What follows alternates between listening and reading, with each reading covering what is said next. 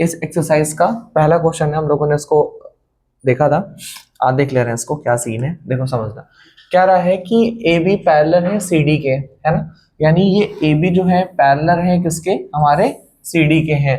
दूसरा कह रहा है सी डी पैरेलल है ई एफ के, सी डी जो पैरेलल है वो ई एफ के पैरेलल है, सी डी पैरेलल है किसके, ई एफ के पैरेलल है। एंड वाई एंड जेड का रेशियो 3:7 है, y और z का रेशियो कितना है, 3:7 है, यानी इसका रेशियो और इसका रेशियो हमको जो है वो दे रखा है। ठीक है, एक थ्योरम भी है, आप ये कह सकते हो इफ, यदि क्या होगा, यदि A B parallel to C D and C D parallel to E F, C D parallel to E F, तो आप सीधे ये कह सकते हो तो ये होगा A B parallel to E F, A B किसके पैरेलल होगा, आपके ई एफ के पैरेलल हो जाएगा। ठीक है, अच्छा अब यहाँ पे ध्यान देना कि ए बी और ई एफ दो पैरेलल लाइन है, इसको एक ट्रांसवर्स लाइन काट रही है, बीच और अगर गायब कर दें तो ये एंगल और ये एंगल अल्टरनेट एंगल हो जाएगा। अल्टरनेट एंगल हमेशा क्या होते हैं, इक्वल होते हैं, नहीं बराबर होते हैं। तो हम लोग ये बोल सकते हैं कि angle Z is equal to angle X, भैया कौन से उससे, आपके अल्टरनेट एंगल से, है ना, कौन सा बेटा हमारे पास में आ जाएगा, अल्टरनेट एंगल, यानी अल्टरनेट एंगल की वजह से Z जो है वो X के क्या हो जाएगा, बराबर हो जाएगा। यानी यहां पर हम लिख सकते हैं Z, क्या लिख सकते हैं, Z लिख सकते हैं। अब ये क्वेश्चन आपका लग गया लगभग, देखिए समझिएगा, अगर यहाँ पर Z हो गया, हमने आपको ये बताया था ये एक C बना रहा है, यानी ये एंगल और ये एंगल दोनों इनसाइड अंदर वाले एंगल तो हैं, और दोनों के एंगल का जो सम होता है, जो दोनों के एंगल को ऐड करके आता है, वो कितना आता है, 180 आता है। तो यानी हम लोग ये कह सकते हैं सर, ये बोल सकते हैं कि angle x plus angle y, है ना, इज इक्वल कितना हो जाएगा हमारे पास में 180। क्यों, इसको हम लोग क्या बोल सकते हैं, को इंटीरियर एंगल। कौन सा एंगल बोलेंगे, को इंटीरियर एंगल बोलेंगे। ठीक है, इसे हम लोग बोलेंगे आपके पास में को इंटीरियर एंगल, है ना, ये क्या हमारे पास में आ जाएगा, को इंटीरियर एंगल। अच्छा x की जगह हम लोगों ने क्या लिख देना है, यहाँ पर z लिख देना है, क्योंकि हम लोगों ने पहले ये ड्राइव कर रखा था कि x की जगह हम लोग क्या लिख सकते हैं, z लिख सकते हैं। यानी यहाँ पर हम लिख सकते हैं angle z plus angle y is equal का कितना लिख सकते हैं बेटा, 180 लिख सकते हैं। ठीक है, आ जाओ सर, एंगल z की वैल्यू आपको दे रखी है 7x, चूंकि रेशियो में तो उसको हम लोग x मानेंगे, तो यहाँ पर कितना दे रखा है हमारे पास में 7x, y की वैल्यू कितनी दे रखी है 3x, प्लस का 3x इज इक्वल का कितना आ जाएगा 180, 7 और 3 कितना आ जाएगा 10x इज इक्वल का 180, तो डायरेक्टली काट दो, है ना, तो कितना आ जाएगा, x की वैल्यू कितनी आ जाएगी 18। अगर x की वैल्यू 18 आ गई और आपसे पूछ रखा है y वाले की वैल्यू, या आपसे पूछ रखा है किसके, एंगल x की वैल्यू, तो एंगल x बराबर एंगल z लिखा हुआ है, एंगल x बराबर क्या लिखा हुआ है, एंगल z लिखा हुआ है। इसका मतलब z का था कितना हमारे पास में 7x, यानी अगर हम लोग को एंगल x निकालना होगा तो हम लोग लिख सकते हैं 7 इंटू का x। सर 7 ये है, x की वैल्यू हम लोगों ने निकाल रखी है 18 आ रही है, टोटल की वैल्यू कितनी आ जाएगी 18 7 जा कितना था, हाँ 126, यानी एंगल x की वैल्यू कितनी आ जाएगी हमारे पास में 124, यानी 126। तो ये एंगल x हम लोगों ने निकाल लिया, यही तो हमसे पूछ रखा था एंगल x की वैल्यू बताओ। ठीक है, तो ये बढ़िया छोटा सा तरीका है जिससे हम लोग ये क्वेश्चन निकाल सकते हैं। ठीक है, अगला क्वेश्चन, जस्ट नेक्स्ट क्वेश्चन में बढ़ते हैं। अगला क्वेश्चन है, देखो ये भी बड़ा इजी क्वेश्चन है, ध्यान से समझना। ये कह रहा है कि एक बेटा A और B लाइन है और दूसरी कौन सी लाइन है, CD लाइन है, एक दूसरे के पैरेलल है, और FE इसके ऊपर एक परपेंडिकुलर ड्रॉप कर रहा है। अगर ये परपेंडिकुलर ड्रॉप कर रहा है, ध्यान से समझना, अगर ये परपेंडिकुलर ड्रॉप कर रहा है तो ये 90 है, तो बेटा ये भी तो टोटल 90 होना चाहिए। यानी अगर ये बीच से इस लाइन को कट कर रहा है, ये 90 है, तो ये वाला हिस्सा भी 90 होना चाहिए। आ जाओ क्वेश्चन हम लोग पढ़ते हैं कि क्वेश्चन में हमें क्या है क्या रहा है। ठीक है, देखो क्वेश्चन कह रहा है कि in a figure 2.4 if A B parallel to C D, यानी ये लाइन इस लाइन के पैरेलल है। ठीक है, मान लिया perpendicular to C D and angle, ठीक है, and angle G E D is 126। कौन सा एंगल बेटा, जी ई और डी, ये पूरा एंगल कितना है 126 है। ये पूरा एंगल कितना आ गया आपका 126 एंगल आ गया।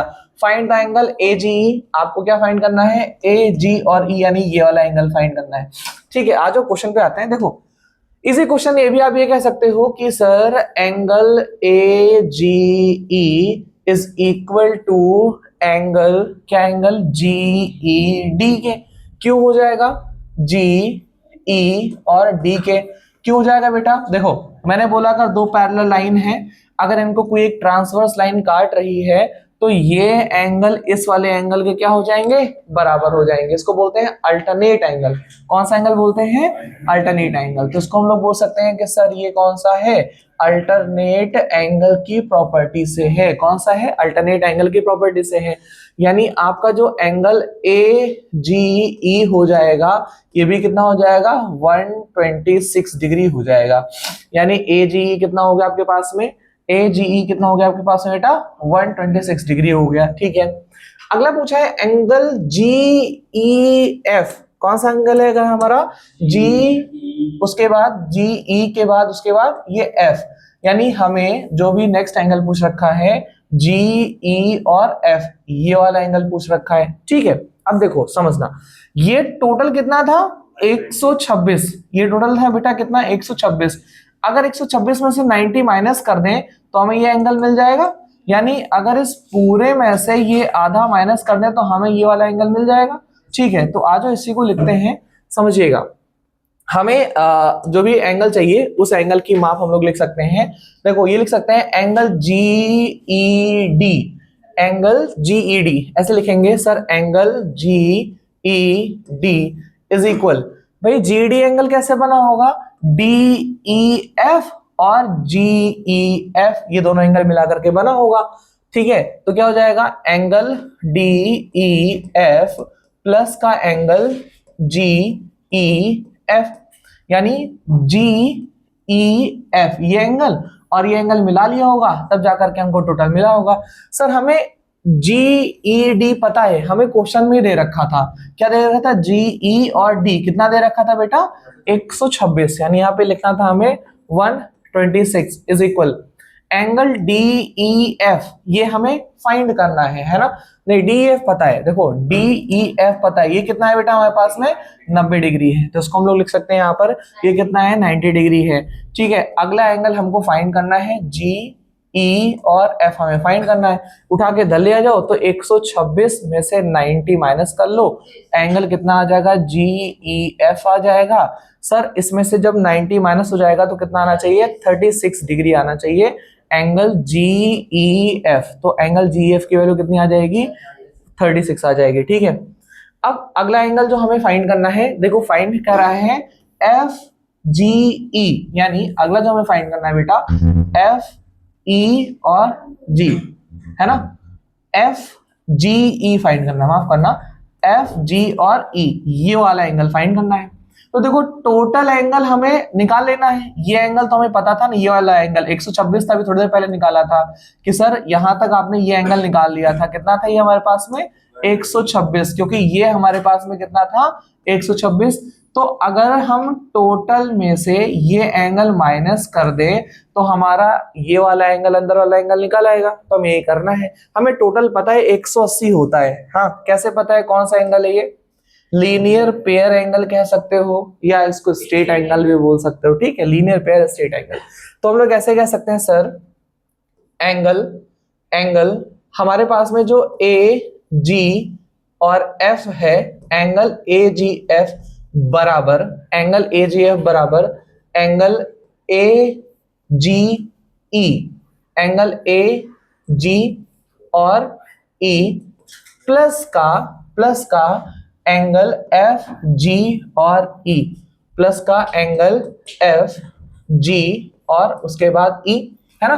सर ये एंगल दोनों को ऐड करने के बाद कितना आ जाएगा 180 आ जाएगा। कौन सी प्रॉपर्टी से, लीनियर पेयर ऑफ एंगल्स या स्ट्रेट एंगल की प्रॉपर्टी से 180 आ जाएगा। सर एंगल AGE यानी हमें ये एंगल पता है ना 126, यानी यहां लिखेंगे 126 प्लस का एंगल FG और E। सर इसको इधर ले आओ, तो 180 में से 100 कितना चला जाएगा, 26 चला जाएगा, तो एंगल हमारे पास में ये निकल आएगा। जब ये माइनस हो जाएगा तो कितना आएगा, 10 में से 6 गए 4 और यहाँ पर आ गया 5, यानी एंगल जो हमारे पास में FGE आ गया, इसकी वैल्यू कितनी आ गई, 54 डिग्री आ गई है ना। इसकी वैल्यू कितनी है, 54 डिग्री है। ठीक है, सेकंड क्वेश्चन भी हमारा निपट गया। पहाड़ बना है माउंटेन एवरेस्ट नहीं, माउंट एवरेस्ट। ठीक, हमने आज विद्यालय में एक बात भी बताई थी कि कभी किसी से बहस करने से कोई मतलब नहीं है। ठीक है, अगर वो इंसान कह रहा है कि हाथी उड़ता है, तो आज सुबह तो मेरे छत पे आकर के बैठा था, मैंने उसको दाना डाला, तो बहस करने से कोई बेनिफिट नहीं है ना। तो जो चीजें पैर अंदर कर लो बेटा। हाँ जी, चलो देखो सुनो, अब ये क्वेश्चन है, ये बहुत ही बढ़िया क्वेश्चन है। इस क्वेश्चन को लगाने के लिए सबसे पहले आपको एक छोटा सा काम करना पड़ेगा। पूछो कैसा काम? अब ये ऐसे लगाओगे तो आप नहीं लगा पाओगे, लेकिन अगर आप इसे छोटा सा काम कर लोगे, काम क्या है, एक लाइन इसके पैरेलल बना दो बस, है ना, एक लाइन इसके पैरेलल बना दो। अब ये क्वेश्चन आपका जो है वो लग जाएगा। ठीक है, अब समझना ध्यान से, बहुत ध्यान समझना। सर ये लाइन इस लाइन के पैरेलल हो गई, यानी ये एंगल और ये एंगल को इंटीरियर एंगल दिख रहे हैं। अगर ये लाइन इस लाइन के पैरेलल हो गई तो ये एंगल को इंटीरियर एंगल आपको दिखाई दे रहे होंगे। ठीक है, अगर बेटा अगर ये लाइन इसके पैरेलल है, ये इनके पैरेलल है, तो ये एंगल और ये एंगल आपको फिर से को इंटीरियर एंगल दिखाई दे रहे होंगे। दो को इंटीरियर एंगल हमको दिखाई दे गए, और बेटा ये पूरा एंगल 180 का हमको दिख गया। ठीक है, अभी तो मैंने क्वेश्चन आपको नहीं दिखाया, सिर्फ मैंने आपको चित्र यानी फिगर दिखा करके इतनी सारी बातें बता दी। अब आइए हम लोग चलते हैं क्वेश्चन के ऊपर। क्वेश्चन हमें क्या कह रहा है, हम लोग उसके ऊपर चर्चा पर चर्चा करने की कोशिश करते हैं। देखिए, कह रहा है PQ पैरेलल ST, यानी ये जो PQ है ये ST के क्या है, पैरेलल है, हमें पता है बिल्कुल पैरेलल है। उसका कह रहा है angle PQR is equal 110। PQR, ध्यान देना, PQR ये एंगल कितना दे रखा है हमें, 110। And angle RST, angle RS और T ये वाला एंगल ये कितना दे रखा है आपको, 130 डिग्री दे रखा है। फाइंड QRS, यानी आपको फाइंड क्या करना है, QR और S, यानी ये वाला एंगल जो है वो फाइंड करना है ना, ये वाला एंगल फाइंड करना है। तो हमें करना क्या पड़ेगा भैया, इनको इनको को इंटीरियर करना पड़ेगा, इनको इनको को इंटीरियर करना पड़ेगा, और 180 में से दोनों माइनस कर दिया जाएगा, बस हमारे पास में बीच वाला एंगल आ जाएगा। आओ हम लोग बात करते हैं यहाँ पर। ठीक है, फुल डिटेल के साथ बात करेंगे।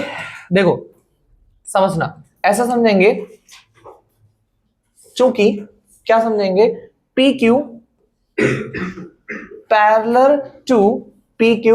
पैरेलल टू ये वाली जो नीचे वाली लाइन हम लोगों ने रे खींच रखी है ना, इसको पैरेलल टू रे, जो PQ है इस रे के क्या है, पैरेलल है। ठीक है, इसीलिए क्या हो जाएगा, एंगल Q क्या हो जाएगा बेटा, एंगल Q प्लस का एंगल क्या हो जाएगा, R, angle P plus Q angle का R इज इक्वल क्या हो जाएगा बेटा, यहां पर हाँ क्या हो जाएगा, 180। क्यों हो जाएगा बेटा, को इंटीरियर एंगल, नहीं को इंटीरियर एंगल। देखो ये एंगल और ये एंगल, इन दोनों का सम कितना हो रहा है, 180 हो रहा है ना।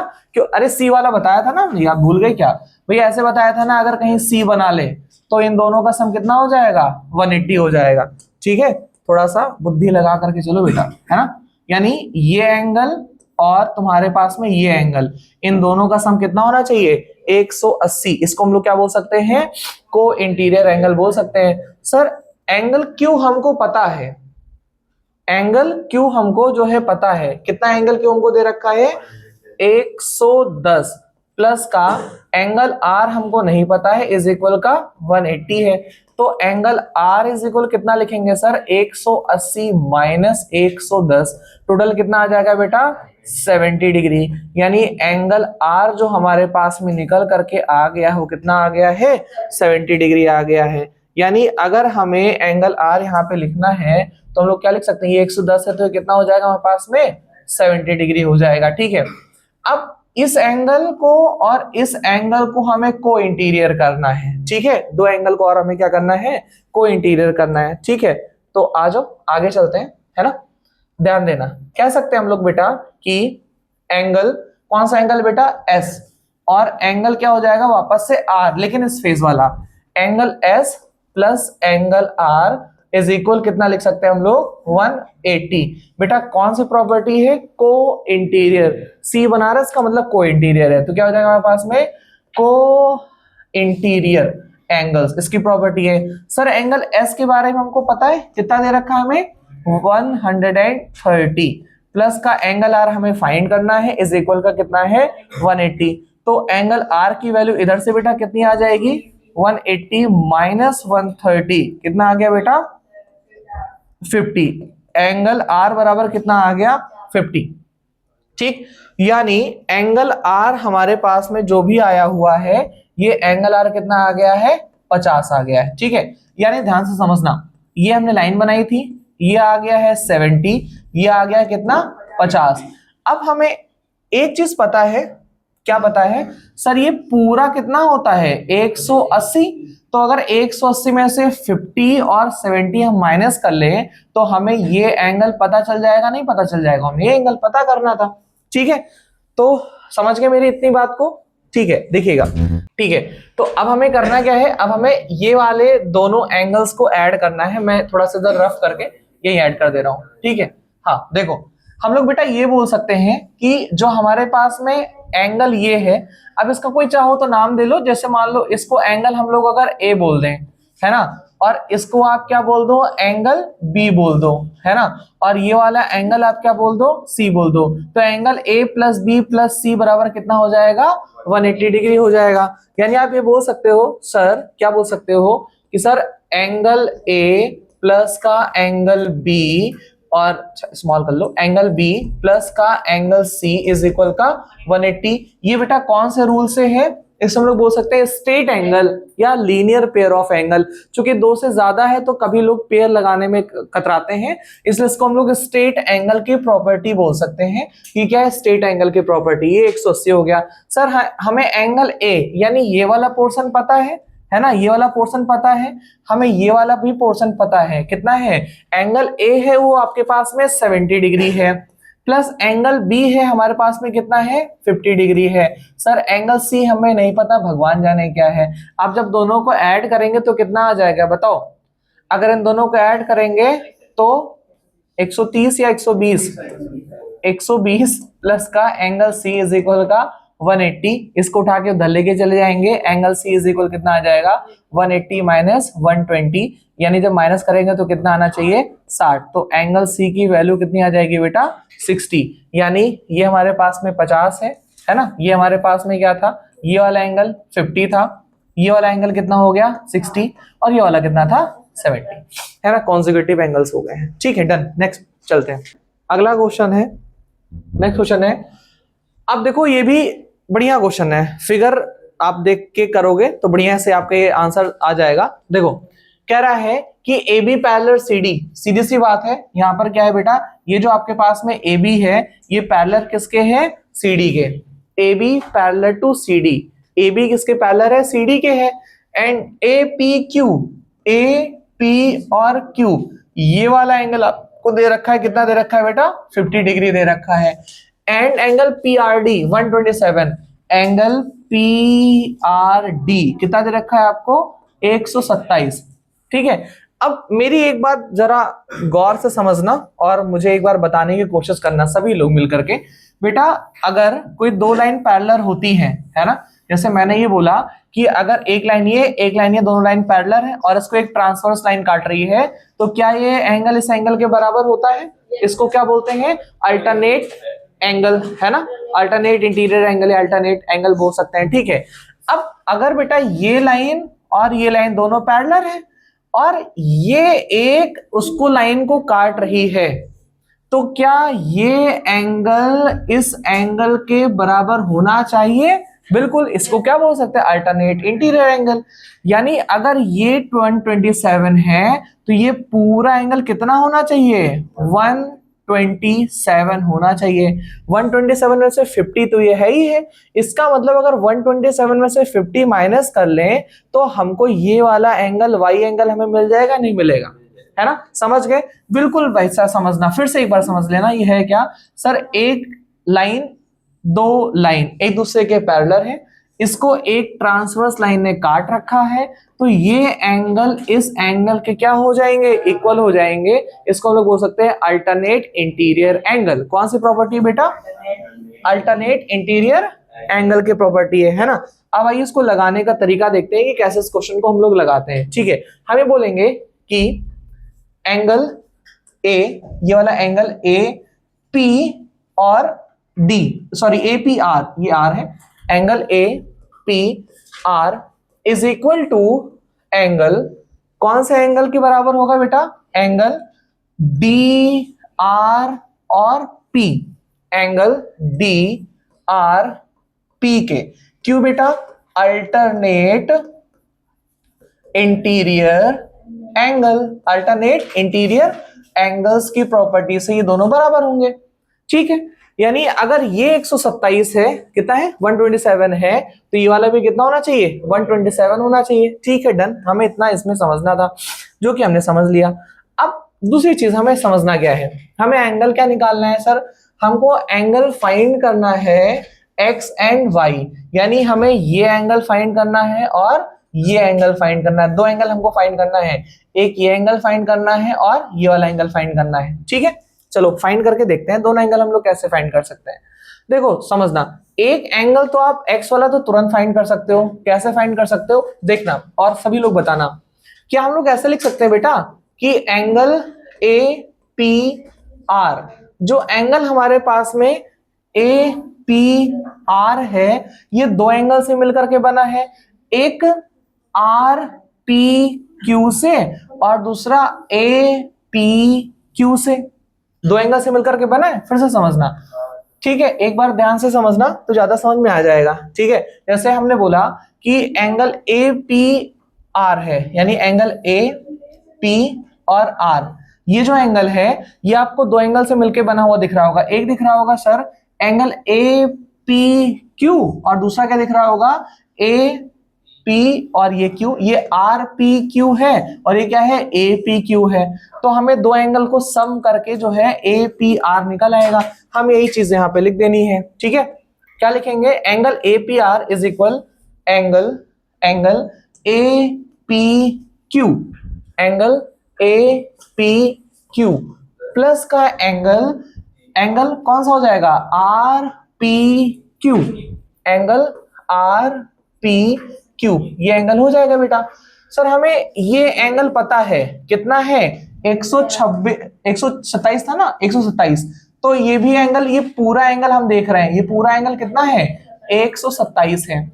यानी यहां कितना लिखेंगे, 127 is equal angle A P Q.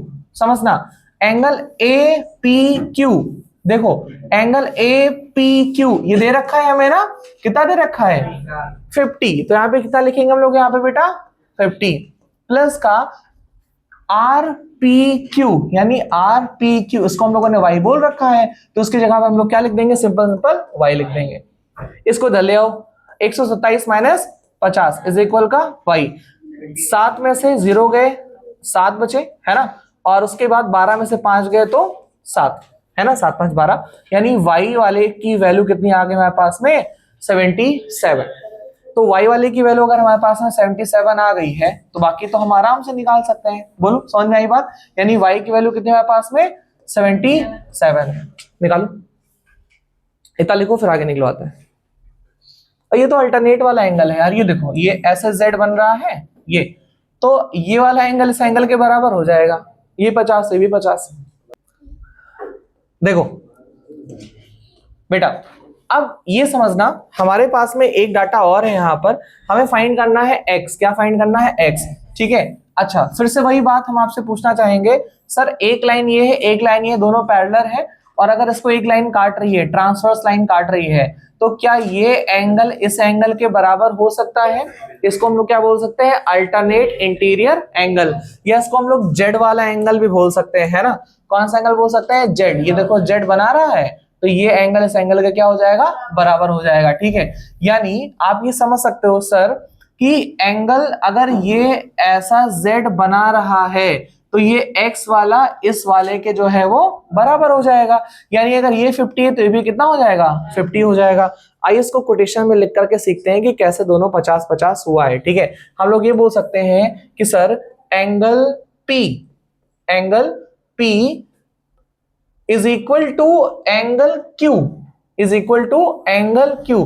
भैया कौन सी प्रॉपर्टी से आया है? ये अल्टरनेट इंटीरियर एंगल से आया है, अल्टरनेट इंटीरियर एंगल की प्रॉपर्टी से आ रखा है। यानी अगर P 50 है तो Q की जगह X था, X भी क्या होना चाहिए हमारे पास में? 50 ही होना चाहिए। इस तरह से आप लोग अगला क्वेश्चन भी लगा सकते हो। चलो फोर्थ क्वेश्चन देखो। अच्छा नेक्स्ट क्वेश्चन है ये भी बढ़िया क्वेश्चन है।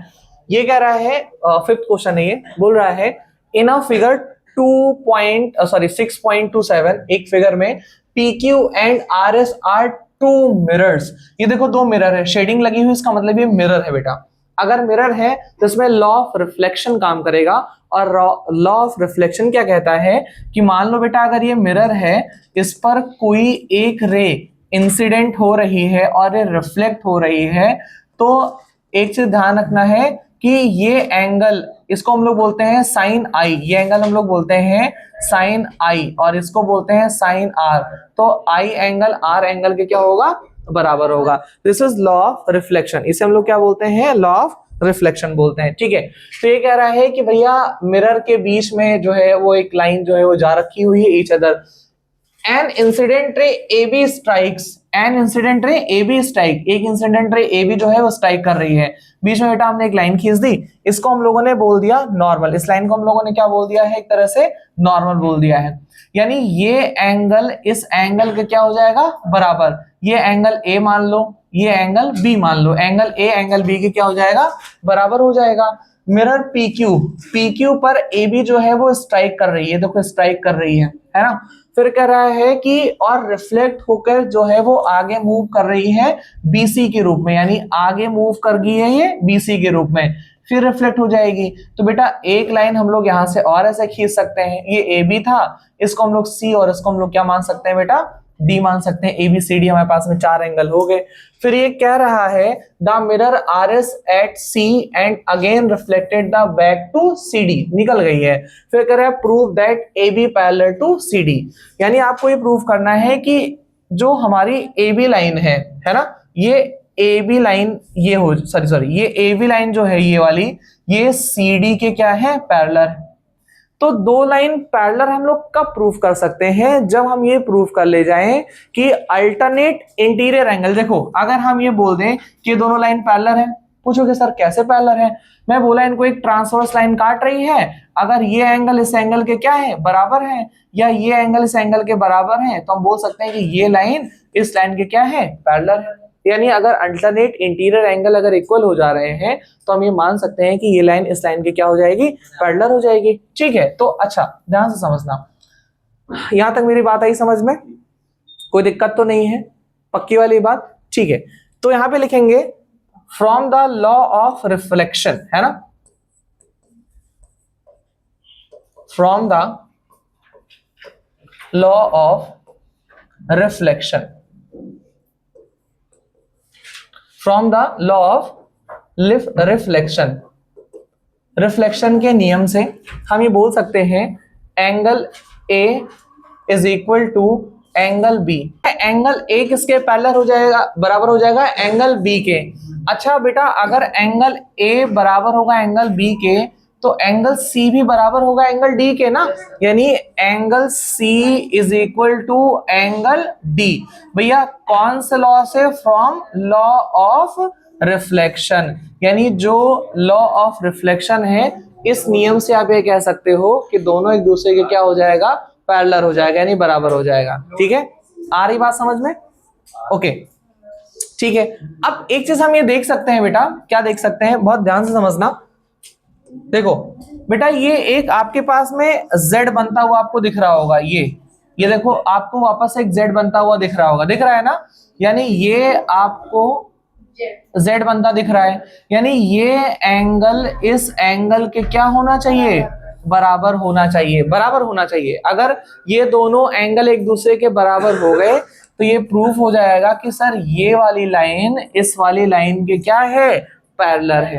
ठीक है, आप समझना, यानी हम ये कह सकते हैं, बिल्कुल से कह सकते हैं, क्या कह सकते हैं कि sir angle A plus angle B is equal angle C plus angle D, यानी ये दोनों क्या है, एक दूसरे के बराबर है।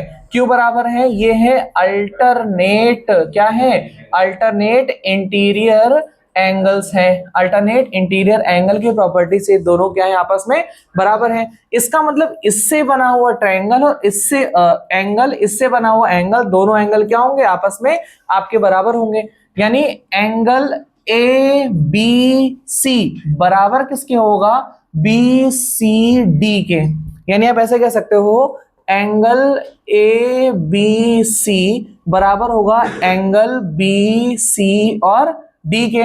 क्यों बराबर होगा, क्योंकि इन दोनों के एंगल्स क्या है, आपस में बेटा बराबर है। इसको अभी आप ये बोल सकते हो कि ये इंटीरियर एंगल है, क्या है, आप इंटीरियर एंगल, इनको भी क्या कर सकते हो बेटा, बोल सकते हो कि आपके पास में इंटीरियर एंगल है। अगर ये दोनों एंगल हमारे पास में बराबर है, ये दोनों एंगल हमारे पास में बराबर है, तो हम ये बिल्कुल कह सकते हैं कि आपकी हेंस प्रूफ कि आपकी लाइन जो यहाँ पर आपके पास में ये है बी क्यू है ना, या आपके पास में जो ए बी है, ये पैरेलल किसके हो जाएगी, सी डी के, किसके पैरेलल हो जाएगी, ए बी पैरेलल हो जाएगी आपके पास में सी डी के, क्योंकि ये एंगल और ये एंगल आपस में क्या आ गए हैं, बराबर, और तभी ये एंगल बराबर होते हैं जब दोनों आपस में को इंटीरियर एंगल बनाते हैं, अदरवाइज बराबर नहीं होते हैं। समझ में आई बात, ठीक है, नोट कर लो, ऐसे यार लास्ट में लिख लेना कि ये दोनों जो है बराबर है, इसलिए, है ना, इसलिए जो आपकी ए बी लाइन है ये पैरेलल है कौन से लाइन के, सी डी लाइन के, है ना, सी डी के।